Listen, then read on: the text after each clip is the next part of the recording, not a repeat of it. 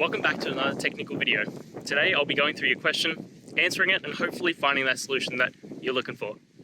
Guys, remember to stay just a little bit crazy like me, and hopefully you work through that resolution. Let's continue on.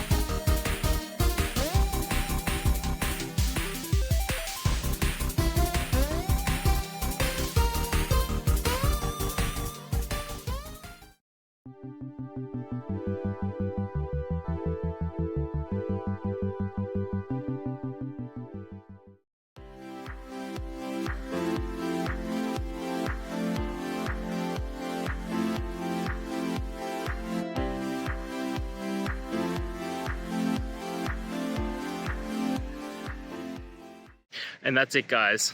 We've gone through. I hope you found your resolution and found the answer you were looking for. If it helped, please hit subscribe. Really appreciate it. And be on the lookout for more technical help videos. Have a good one.